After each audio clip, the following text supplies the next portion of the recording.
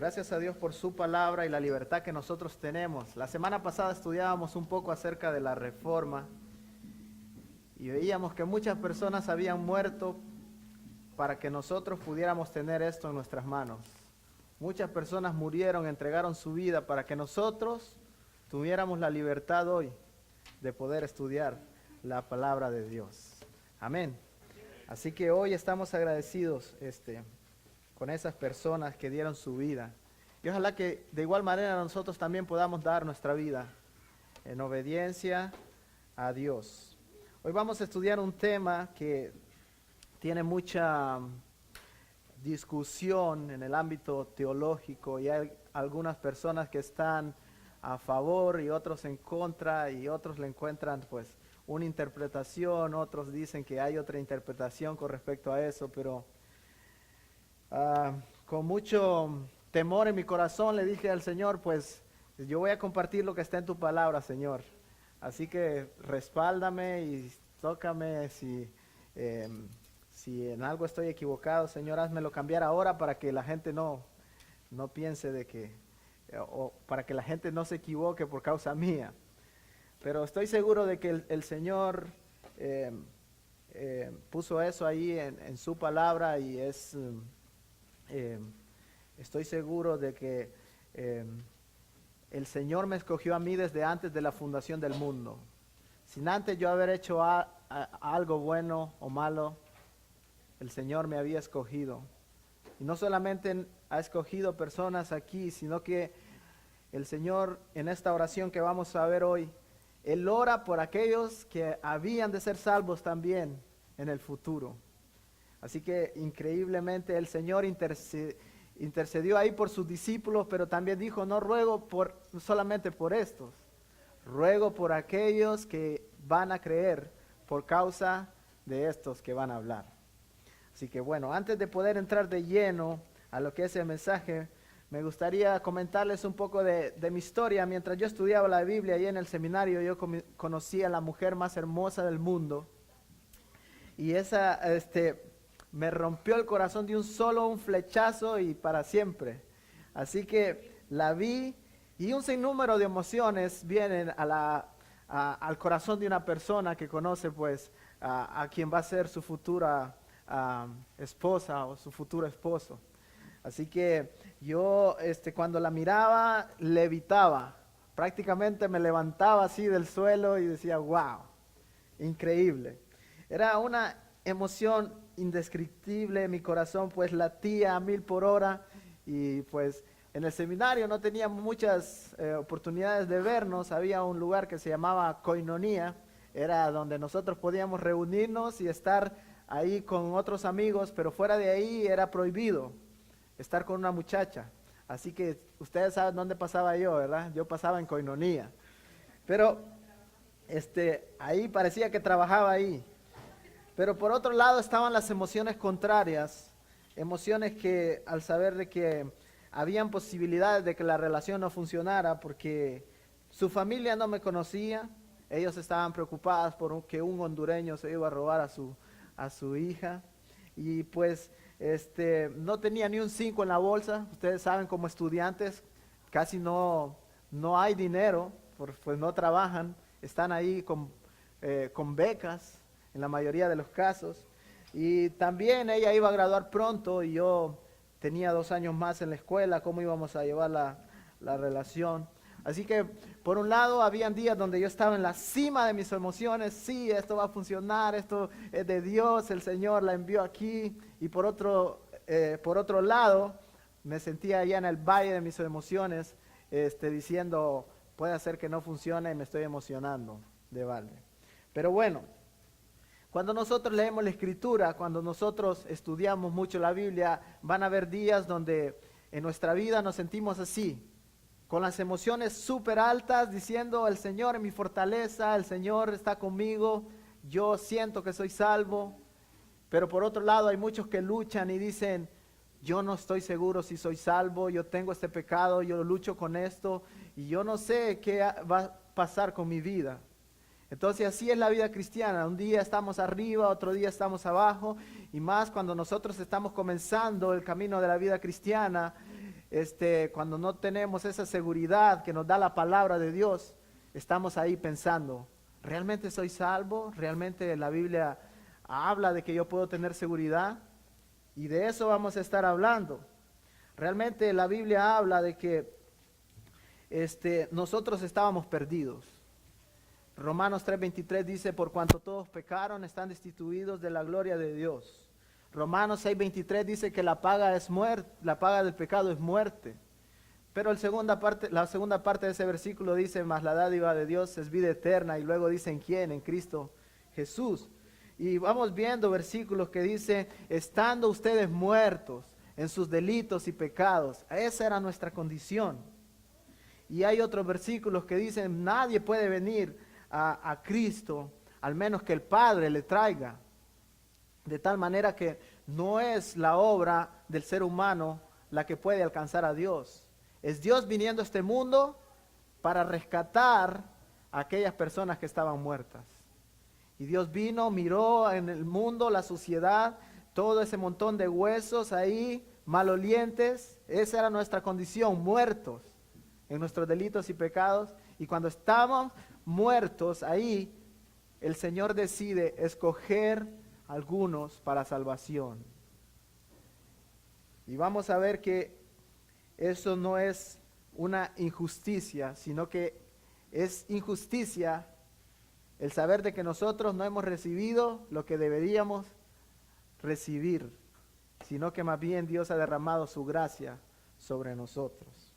Así que basados en ese concepto de que nadie puede venir a Cristo si éste no fuera traído por el Padre, estudiaremos la siguiente oración que Jesús hizo.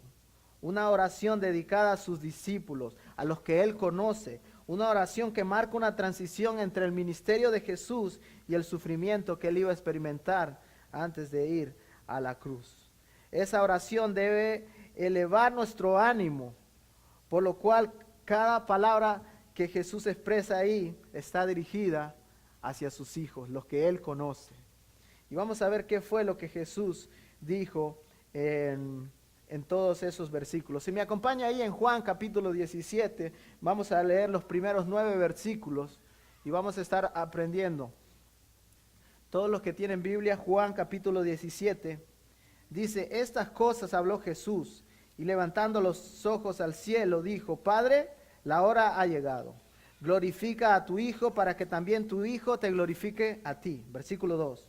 Como les he dado potestad sobre toda carne, para que dé vida eterna a todos los que le diste.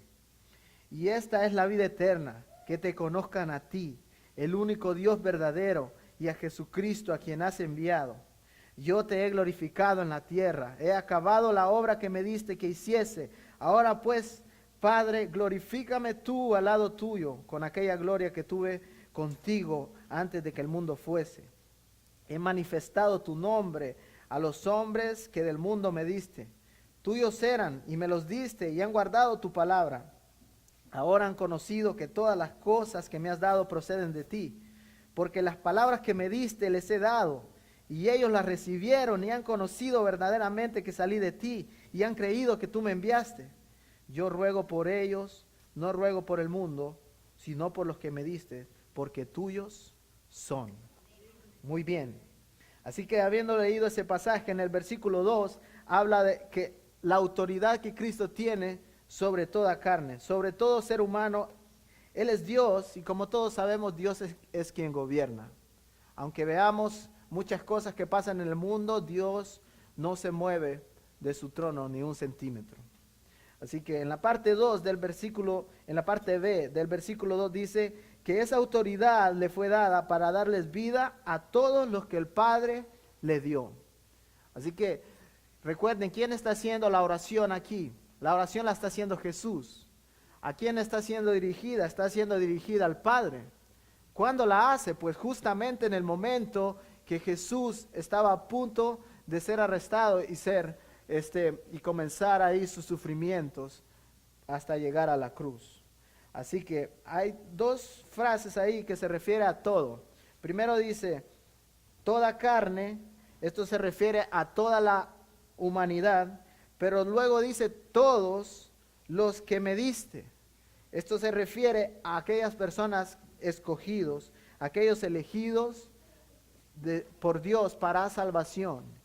Así que si alguna persona aquí dice cuántas personas, por cuántas personas vino el Señor Jesús llevó nombres a la cruz.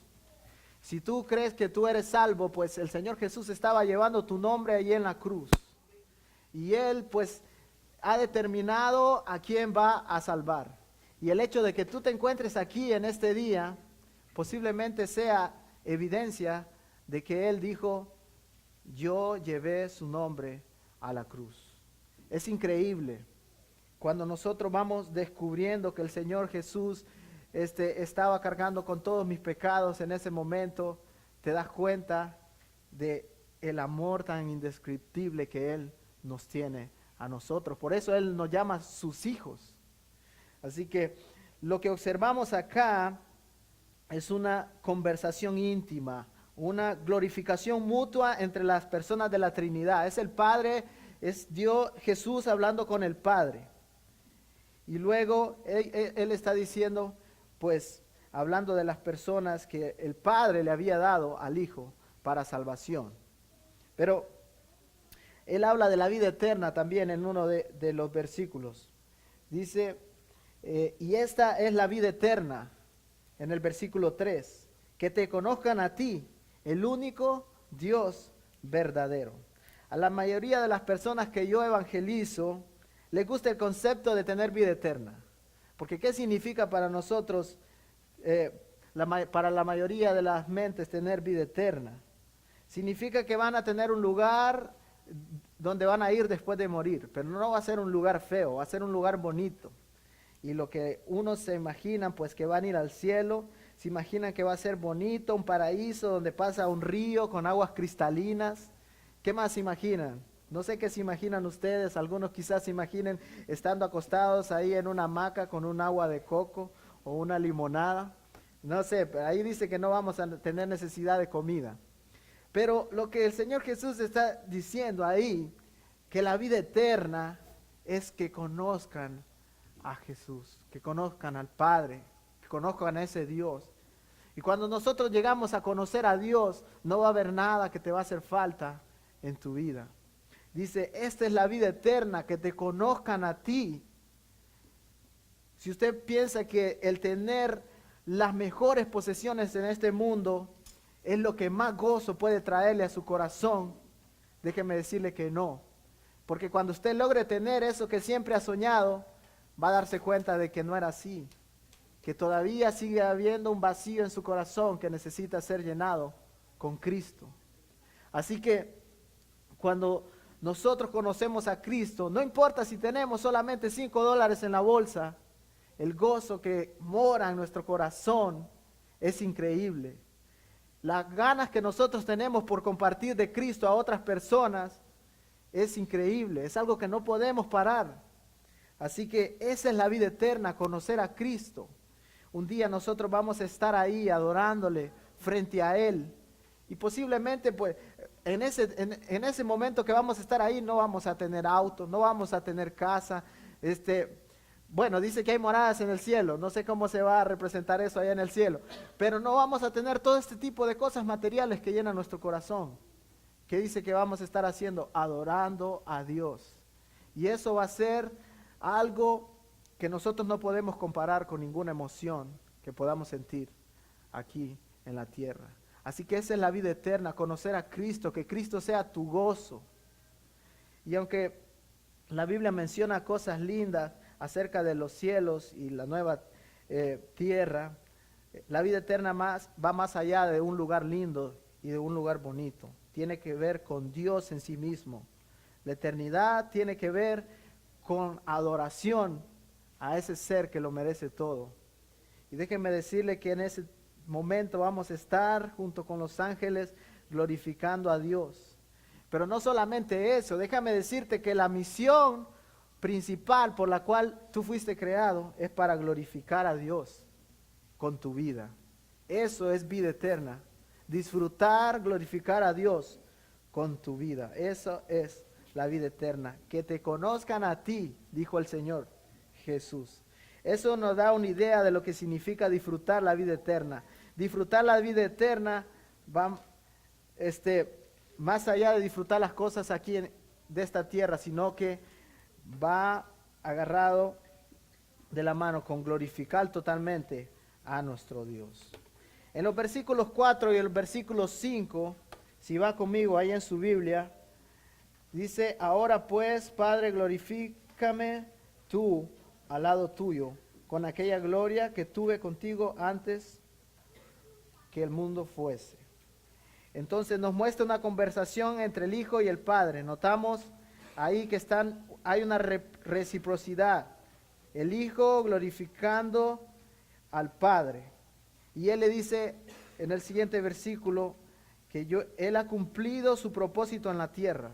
Y ahora regresa al Padre para ser exaltado nuevamente y para recibir del Padre la gloria que tuvo antes de venir al mundo. Y es que Cristo vino, se humilló a sí mismo y dio su vida en rescate por ti. Y ahora Él está a la diestra del Padre, siendo glorificado con la misma gloria que Él tenía antes de venir al mundo. Así que en este punto, la oración, en los versículos 4 y 5, Jesús está hablando con el Padre y está diciendo algunas cosas de Él, de que Él ha venido a este mundo, que ha glorificado al Padre. Pero ahora la oración va a tornarse en una oración donde Jesús intercede por sus discípulos. Ahora Él no está hablando pues de las cosas que Él hizo, sino que está hablando de aquellos que le han llegado a conocer, o sea, sus discípulos. Y si usted es un discípulo de Cristo, esta oración pues tiene que ver contigo. Jesús la hizo por ti. El versículo 6 dice: Jesús dice que Él ha anunciado el nombre de Dios, o sea, su carácter. ¿A quién? A aquellos hombres que del mundo le fueron dados. Esos hombres que Dios le entregó al Hijo. Y luego, en ese mismo versículo 6, dice que hay una característica de aquellos hombres que son hijos de Dios. Aquellos que han sido escogidos por Dios. ¿Cuál es la característica? La primera parte dice: he manifestado tu nombre a los hombres que del mundo me diste. Tuyos eran y me los diste. ¿Y qué dice que han hecho? Y han guardado tu palabra. Así que una característica de los escogidos de Dios es que guardan su palabra. Hay muchas personas que dicen: sí, pues el Señor me ha escogido a mí y el Señor pues me tiene ahí en su mano, y ellos hablan con mucha palabrería. Pero cuando vemos sus acciones, comparamos si estas personas realmente guardan la palabra, vemos que no es así. Hay una incongruencia entre sus vidas y las cosas que ellos dicen, entre sus acciones y lo que ellos profesan. Así que si tú dices que eres hijo de Dios, hay algo que debe estar pasando en tu vida. Y es que tú estás guardando su palabra. Que lees la palabra, que vienes y el Espíritu Santo te guía para entenderla. Y luego te haces una pregunta cada vez que lees la Biblia y dices: ¿y ahora qué? ¿Qué voy a hacer con esto que yo aprendí? Porque muchos sabemos la Biblia, tenemos mucho conocimiento quizás, pero déjame decirte que este conocimiento es vano. Es preferible saber 3 versículos y aplicarlos que saber toda la Biblia y no aplicar nada. Así que una característica de aquellas personas que han sido escogidos por Dios es que ellos guardan la palabra. Y el versículo, vamos a ir rápidamente al versículo 8. Dice: porque las palabras que me diste les he dado, y ellos las recibieron, y han conocido verdaderamente que salí de ti, y han creído que tú me enviaste. Dice que estos hombres que Dios le entregó al Hijo son aquellos que estuvieron con Jesús, vieron sus obras, escucharon sus palabras y enseñanzas y reconocieron que Él era Dios. Así que una de las cosas importantes para llegar a saber de que nosotros somos escogidos de Dios es que un día nosotros llegamos a reconocer que Jesús es nuestro Dios y nuestro Señor. ¿Has reconocido tú de que Jesús es el único que puede salvarte? déjame decirte que hoy puede ser un buen día para que tú reconozcas de que Cristo Jesús murió por ti, de que no hay otro camino. Jesucristo dijo, yo soy el camino, yo soy la verdad, yo soy la vida. Nadie puede llegar al Padre si no es a través de mí, si no es por mí. Así que muchos vieron las cosas que Jesús hizo, muchos escucharon lo que Él decía, con sus propios ojos miraron y palparon los milagros que Jesús había hecho, pero aún así no le glorificaron. ¿Por qué? Eran hombres incrédulos de corazón como éramos tú y yo. Así que la única respuesta del hecho de que nosotros glorifiquemos a Cristo ahora es que Él hizo un cambio en nuestro corazón. Él cambió ese corazón de piedra que nosotros teníamos y puso un corazón que pudiera responder, un corazón de carne. Así que muchos vieron los milagros que Jesús hizo, pero no respondieron porque ellos son como éramos nosotros antes de reconocer a Cristo, muertos en nuestros delitos y pecados. Ahora quizás en tu mente están volando pensamientos que digan, pero esto es injusto porque Dios decide salvar a unos y ¿por qué no los salvó a todos de una vez? Quizás pudieran estar pensando ese tipo de cosas. Lo primero que quiero decirte es que si tú piensas de esa manera, pues no te sientas culpable. Hay muchos que piensan así y todos hemos pasado por una transición a veces de una lucha en saber si Dios me había salvado a mí antes de la fundación del mundo. No eres el único que tiene ciertas dudas. Pero lo segundo que quiero decirte es que cuando nosotros pensamos de esa manera, ¿por qué Dios no los salvó a todos? Estamos nosotros ignorando la condición que nosotros teníamos antes de que Él nos salvara. Estábamos muertos en nuestros delitos y pecados, hijos de ira. La ira de Dios estaba sobre nosotros. Merecíamos la muerte por habernos rebelado contra Él. Y Dios, en su infinita misericordia, viene y decide salvarnos. Decide rescatar a Abner Aguilar, que estaba sucio ahí, lleno de pecados, muerto, con un corazón de piedra. Y Él hace la obra para que yo pueda regresar a Él. Y ahora pueda tener comunión con Dios. Así que esa fue la obra que Cristo hizo. Y déjame recordarte algo, este mundo estaba perdido, está bajo juicio, este mundo está condenado, este mundo está destinado a ser destruido, está bajo maldición, pero Dios, y cuando leemos la Biblia, es bonito ver ese pero, cuando nosotros vemos, pero Dios, en su infinita misericordia, envió a su Hijo unigénito para que todo aquel que en Él cree no se pierda, sino que tenga vida eterna. Amén. Y esa es la vida eterna, que lo conozcamos a Él. Así que quizás alguno de ustedes esté diciendo, pero bueno, no es justo que algunos se pierdan. Pues si habláramos de justicia aquí, ninguno podría ser salvo. Lo que no es justo es que nosotros ahora gocemos de salvación, habiéndonos rebelado primeramente contra Dios. Eso no es justo. Que nosotros no recibamos lo que deberíamos recibir.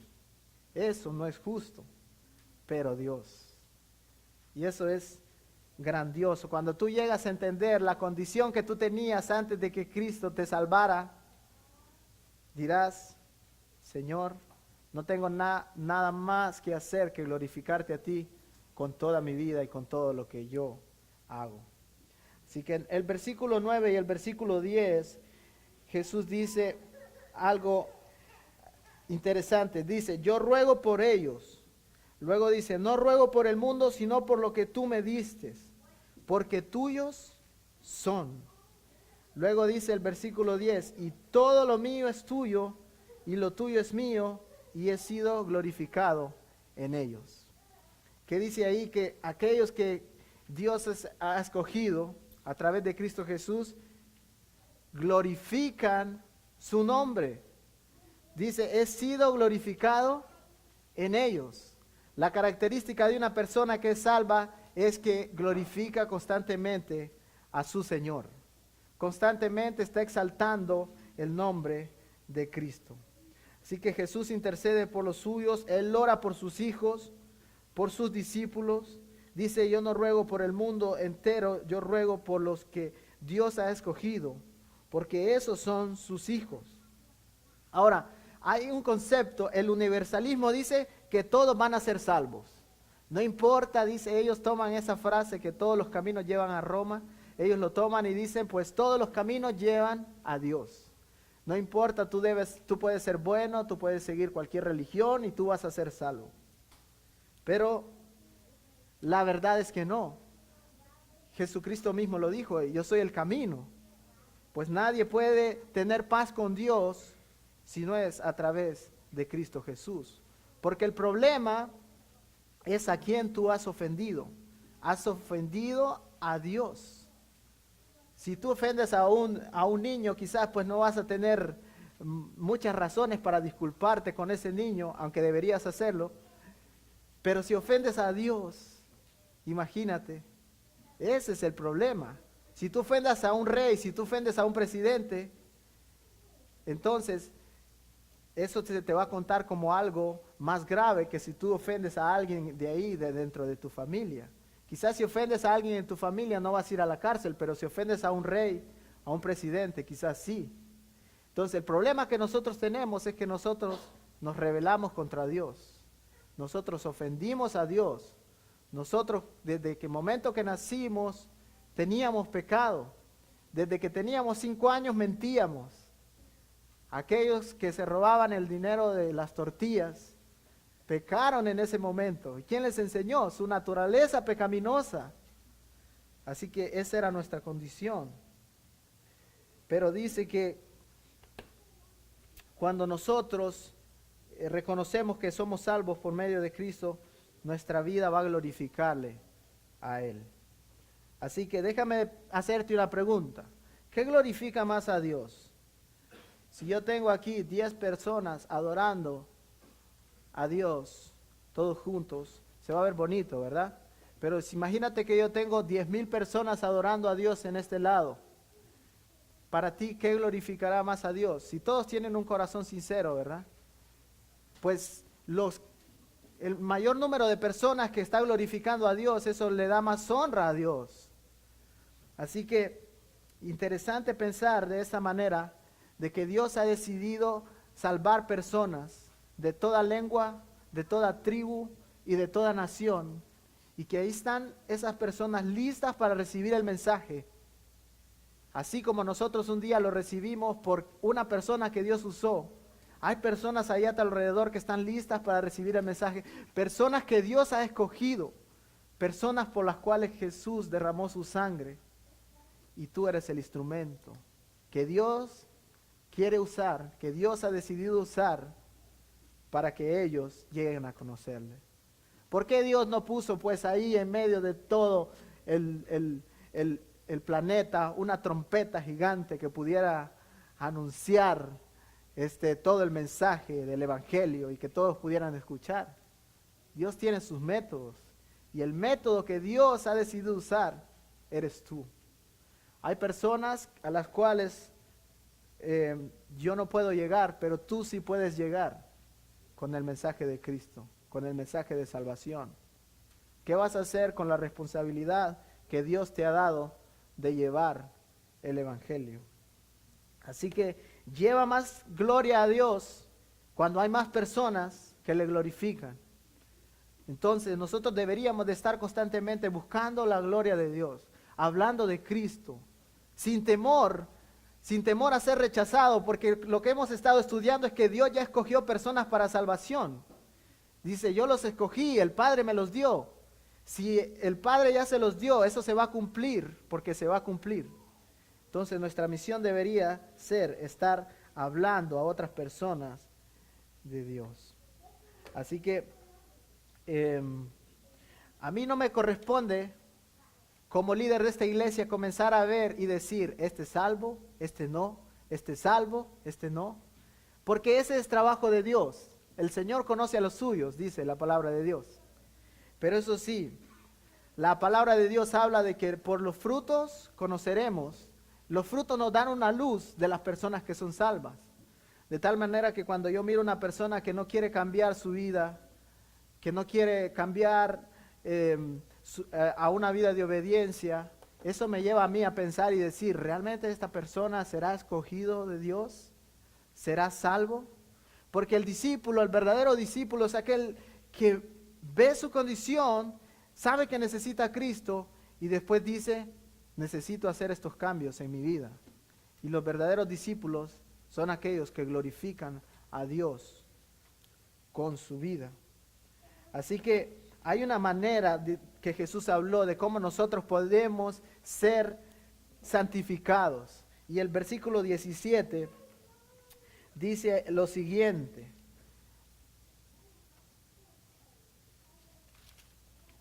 El versículo 17, santifícalos en tu verdad, tu palabra es verdad.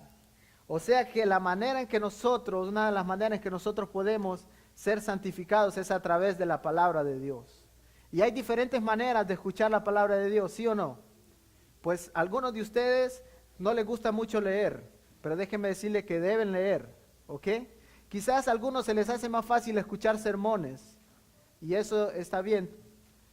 Y quizás pues algunos han escuchado, escuchan la Biblia cuando otra persona les testifica o les lee un versículo o cosas así. Lo interesante aquí es que es necesario que estemos en constante comunión o en constante comunión con la palabra de Dios. Porque en la medida que nosotros escuchamos la palabra de Dios, en esa medida vamos a hacer cambios en nuestra vida. Ese es el manual, hermanos, no hay nada inventado, el Señor ya lo inventó y dijo, vivan de la manera que yo lo he establecido en mi palabra.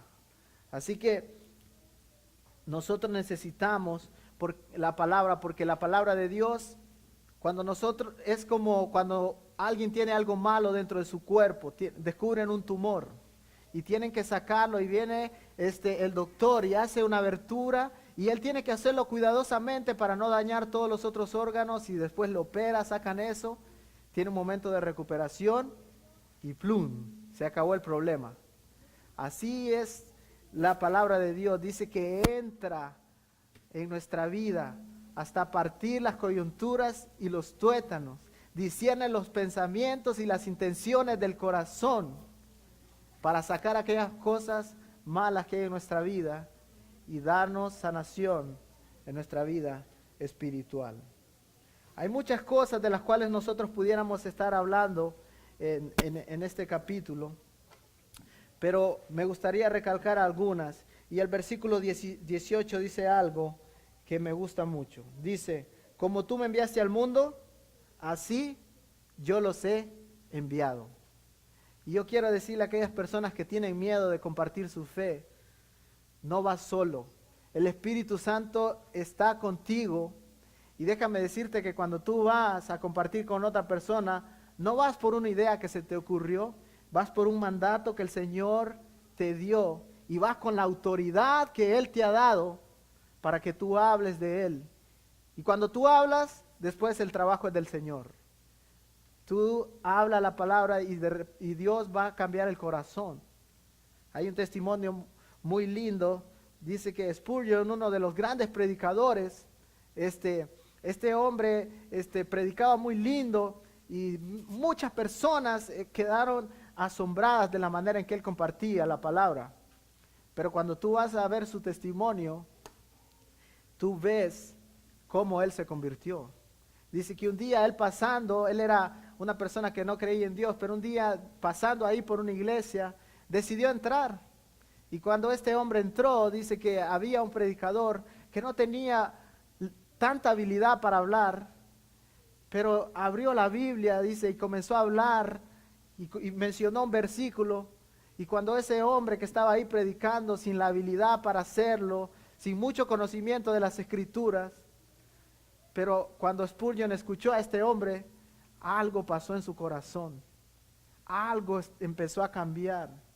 Y después ese hombre Spurgeon se entregó a Cristo solamente por escuchar ese versículo, ese sermón de una persona que no tenía tanta capacidad.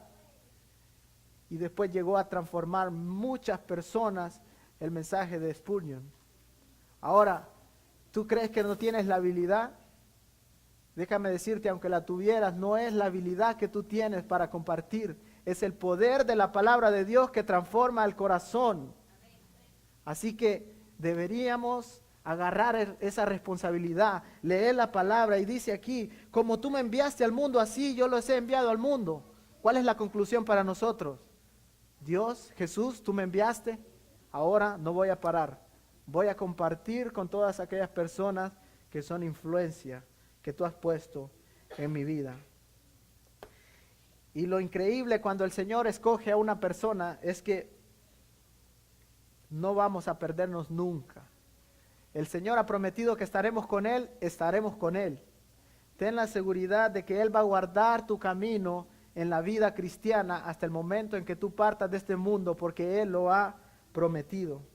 Dice ahí Juan 17, 24, Padre, aquellos que me has dado, quiero que donde yo estoy también ellos estén conmigo. Si ese es el deseo de Él, nosotros vamos a estar ahí para que vean mi gloria, la gloria que me has dado, porque me has amado desde antes de la fundación del mundo. Así que el Señor quiere que nosotros estemos con Él en ese momento. Quiere que veamos su gloria.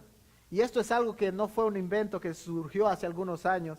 Desde antes de la fundación del mundo, el Señor había planificado esto. Y el final de la historia termina muy bonito. Termina con personas que han recibido a Cristo como su Salvador y Señor y que juntos se reúnen de toda lengua, de toda tribu, de toda nación, exaltando al Rey de Reyes y Señor de Señores. Ahí ya no vamos a estar evangelizando, hermanos. Ahí los que ya Él había escogido estarán ahí. Ahí ya no estaremos yendo a la iglesia estará presente ahí porque cada uno de nosotros somos la iglesia. Se terminará pues los ensayos que tenemos aquí, todo será lindo ahí. Así que te hago una pregunta. Si hoy te tocara partir de este mundo, ¿estás seguro que tú estarías entre esos elegidos para glorificar a Dios? Si la respuesta es no, déjame decirte que tú necesitas a Cristo. Si Él te ha escogido, Él ha puesto en tu corazón el deseo de arrepentirte de tus pecados y pedirle perdón a Él. ¿Es eso lo que estás sintiendo en tu corazón? Hoy puede ser el día en que tú puedes pedirle perdón a Cristo por tus pecados. Y para aquellos que ya hemos recibido ese mensaje, déjenme decirle que hay esperanza. Es lindo en el momento que nosotros vamos a estar ahí. Apocalipsis 7:9 dice, después de esto miré y vi una gran multitud que nadie podía contar, de todas las naciones, tribus, pueblos y lenguas, de pie delante del trono y delante del Cordero, vestidos con vestiduras blancas y con palmas en las manos, y clamaban a gran voz diciendo, la salvación pertenece a nuestro Dios, que está sentado en el trono y al Cordero. ¿A quién pertenece la salvación? La salvación pertenece a nuestro Dios. Él ha decidido a quién va a salvar. Él quiere darte vida hoy. Si el Señor te trajo aquí hoy, no, déjame decirte, no es una casualidad. Quizá Él movió todos los hilos para que tú pudieras estar hoy aquí. Pídele perdón a Él. Arregla tus cuentas con Dios hoy. Las salvaciones del Señor, concluimos. Él conoce a los que son suyos. Él sabe quién se va a salvar. La palabra del Señor dice en Romanos 9:16, dice, no depende del que quiere ni del que corre, sino del que Dios tiene misericordia. Gloria a Dios por aquellos que hemos recibido ese mensaje. que sabemos que Dios tuvo misericordia de nosotros. Déjame decirte que la principal razón por la cual tú existes es para glorificar a Dios. Tú vives para eso aquí en la tierra y cuando nosotros muramos y estemos con Él, esa va a seguir siendo la principal misión, glorificar a Dios. La evidencia de que has sido escogido por Dios se ve reflejado en tu vida de obediencia a Él. El Señor dice, eran tuyos y me los diste y han guardado tu palabra, dice el versículo 17. Si Dios te salvó, eres el instrumento que Dios usará para que otros sean salvos. No desperdicies tu vida, no desperdicies la oportunidad que Dios te ha dado para llevar más gloria a Él. Oremos al Señor y que el Señor dirija nuestras vidas para que nosotros le glorifiquemos a Él cada día. Señor, gracias. Gracias, Señor, porque el cristianismo no es algo pasivo. El cristianismo es algo que transforma vidas, Señor. Tú has decidido transformar nuestras vidas, pero no solamente eso, sino que has decidido usarnos a nosotros para que otras vidas sean transformadas. Señor, yo te pido, si hay alguna persona aquí que aún no ha arreglado las cuentas contigo, que Él venga a ti y te pida perdón. Señor, si hay alguna persona aquí que necesita tu perdón, toca su corazón. ¿Habrá alguna persona aquí que hoy dice, yo necesito a Cristo Jesús? Yo necesito su perdón. Yo no sé cuál es mi destino si hoy me tocara partir de este mundo. El Señor Jesús puede limpiarte hoy totalmente. La palabra de Dios dice, mas Dios muestra su amor para con nosotros en que siendo aún pecadores, Cristo murió por nosotros. No necesitas ser santo antes de que Dios te perdone. Si Dios te perdona es porque no eras santo y necesitas su perdón. Y el único que puede perdonarte es Cristo. Juan 3:16, un versículo famoso, dice, tanto amó Dios al mundo que envió a su Hijo unigénito para que todo aquel que en Él cree no se pierda, sino que tenga vida eterna. ¿Quieres tener esa vida hoy? Dile al Señor Jesús, perdona mis pecados. Hoy me arrepiento de la vida que he llevado, me arrepiento porque sé que te he fallado. Necesito tu perdón, límpiame, lávame con tu sangre. Reconozco que tú moriste por mí en esa cruz. Reconozco que tú eres el camino que puede llevarme al cielo. No hay ningún otro camino. Ayúdame a cambiar de dirección y regresar a Cristo Jesús, el puente que puede llevarme hacia Dios. Gracias, Señor. Te pido, Señor, que si hay algún valiente aquí que hoy ha tomado esa decisión de pedirte perdón, que venga y hable con nosotros y de esa manera nosotros podamos enseñarles más acerca de cómo continuar en la vida cristiana. Por último, Señor, quiero orar por aquellas personas que quizás piensan que son cristianos, pero su vida de obediencia es algo que no refleja, Señor, que tú los has perdonado. Yo oro por esas personas, Señor, para que ellos puedan entender de que tú los has perdonado, Señor. Y que cuando ellos sepan de que ese perdón es real, de que hay poder en ese perdón, ellos puedan ser libres, Señor, ahora para obedecerte, Señor. El obedecerte a ti, Señor, es fácil cuando tú estás en nuestro corazón. Señor, es agradable obedecerte, Señor, cuando el Espíritu Santo nos dirige. Así que te pido, Señor, que dirija, Señor, a aquellas personas que luchan con pecado, Señor. Te pido, Señor, que tú puedas manifestárteles a ellos y hagas un trabajo especial en sus vidas, Señor, para que nosotros podamos ver el reflejo tuyo en ellos, la gracia tuya en ellos. Lo que tú hiciste en nosotros, también lo podamos ver en ellos. Porque también nosotros estuvimos y hemos luchado con pecado y seguiremos luchando, Señor. Sin embargo, tú has decidido perdonarnos. Gracias, Señor, por escogernos, por llevarnos hacia ti, porque nunca nosotros pudiéramos hacerlo por nosotros mismos. Oramos en el nombre de Cristo Jesús. Amén.